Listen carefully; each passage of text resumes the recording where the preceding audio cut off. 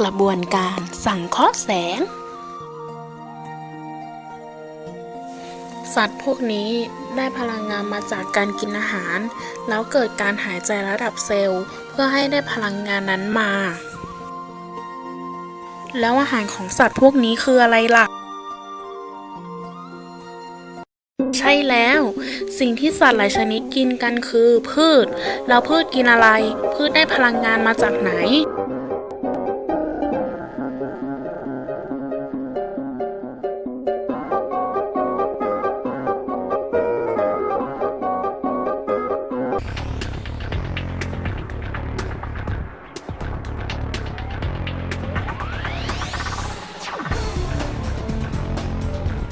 ภายในพืชมีคลอโรพลาสต์เป็นออร์แกเนลที่สำคัญ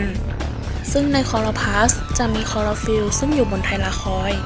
พืชได้อาหารมาจากการสังเคราะห์แสงซึ่งไม่สามารถพบได้ในคนกระบวนการสังเคราะห์แสงมี2ขั้นตอนคือใช้แสงและไม่ใช้แสงหรือตึงคาร์บอนไดออกไซด์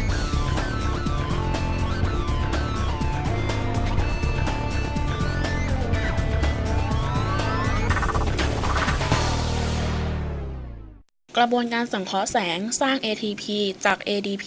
และ Pi Inorganic Phosphate โดยใช้พลังงานจากแสงไปกระตุ้นอิเล็กตรอนให้ผ่านการถ่ายทอดอิเล็กตรอนทั้งการขนส่งอิเล็กตรอนที่ปั๊มจากไฮโดรเจนไอออนและการแยกโมเลกุลน้ำคอมเพล็กซ์ที่เห็นต่อไปนี้จะพบในการถ่ายทอดอิเล็กตรอนของกระบวนการสังเคราะห์แสง Photosystem 2 Cytochrome B6F Photosystem 1 Ferredoxin NADP reductase and the complex that makes ATP, ATP synthase. In addition to the complexes, 3 mobile carriers are also involved: plastoquinone QB, plastocyanin, and ferredoxin. Other key components include photons, chlorophyll molecules,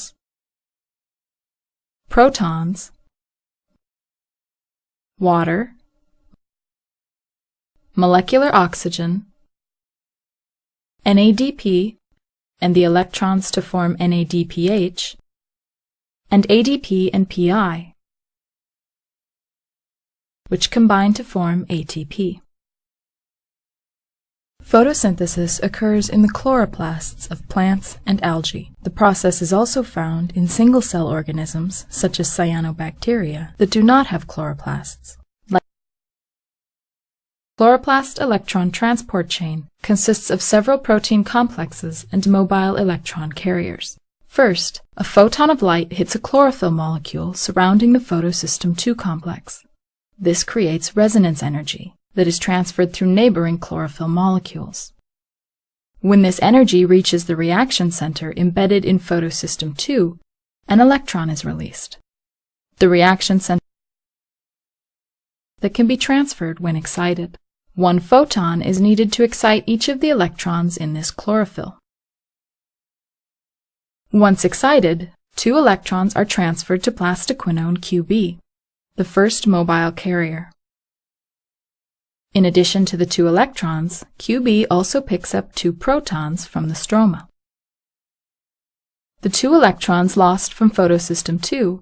are replaced by the splitting of water molecules. Water splitting also releases hydrogen ions into the lumen. This contributes to a hydrogen ion gradient, similar to the one created by mitochondrial electron transport.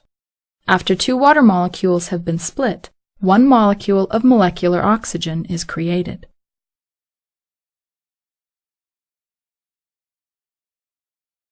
Plastoquinone QB then transfers the 2 electrons to the cytochrome B6F complex. The 2 protons it picked up are released into the lumen. These transfers are coupled with the pumping of 2 more hydrogen ions into the lumen space by cytochrome B6F. The electrons are next transferred to plastocyanin, another mobile carrier. Next, the electrons are transferred from plastocyanin to the photosystem I complex. It is here that photons again energize each electron and propel their transfer to ferredoxin. Ferredoxin then transfers the electrons to the ferredoxin NADP reductase, also known as FNR. After 2 electrons are transferred to FNR, NADPH is made by adding the 2 electrons and a hydrogen ion to NADP. The gradient created by the electron transport chain is utilized by ATP synthase to create ATP from ADP and PI. This is similar to the way ATP is synthesized in the mitochondria. ATP, NADPH, and molecular oxygen are the final vital products of photosynthesis.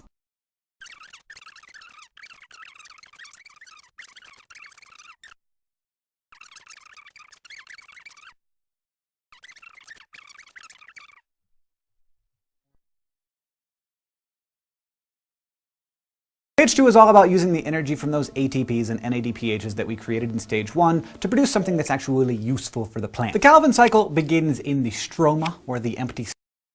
chloroplast, if you remember correctly, and this phase is called carbon fixation because, yeah, we're about to fix a CO2 molecule onto our starting point, ribulose bisphosphate, or RUBP, which is always around in the chloroplast because not only is it the starting point of the Calvin cycle, it's also the end point, which is why it's a cycle. CO2 is fixed to RUBP with the help of an enzyme called ribulose 1,5-bisphosphate carboxylase oxidase, which we generally shorten to Ribisco. So ribulose bisphosphate gets a CO2 slammed onto it, and then immediately the whole thing gets crazy unstable. The only way to regain stability is for this new 6-carbon chain to break apart, creating 2 molecules of 3-phosphoglycerate. And these are the first stable products of the Calvin cycle. For reasons that will become clear in a moment, we're actually going to do this to 3 molecules of RUBP. Now we enter the second phase, reduction. Here, we need some energy, so some ATP slams a phosphate group onto the 3-phosphoglycerate, and then NADPH pops some electrons on, and voila! We have 2 molecules of glyceraldehyde 3-phosphate, or G3P. This is a high-energy, 3-carbon compound that plants can convert into pretty much any carbohydrate, like glucose for short-term energy storage, cellulose for structure, starch for long-term storage. And because of this, G3P is considered the ultimate product of photosynthesis. However, unfortunately, this is not the end. We need 5 G3Ps to regenerate the 3 RUBPs that we started with. We also need 9 molecules of ATP and 6 molecules of NADPH. So with all of these chemical reactions, all of this chemical energy, we can convert 3 RUBPs into 6 G3Ps, but only one of those G3Ps gets to leave the cycle. The other G3Ps, of course, being needed to regenerate the original 3 ribulose bisphosphates. That regeneration is the last phase of the Calvin cycle. And that is how plants turn sunlight, water, and carbon dioxide into every living thing you've ever talked to, played with, climbed. จะเห็นได้ว่าการสังเคราะห์ด้วยแสงนี้สำคัญมาก เพราะถ้าไม่มีพืช สาหร่าย หรือแพลงก์ต้นพืช ผู้บริโภคจะหาอาหารได้จากที่ไหน เพราะเราไม่สามารถสังเคราะห์แสงเองได้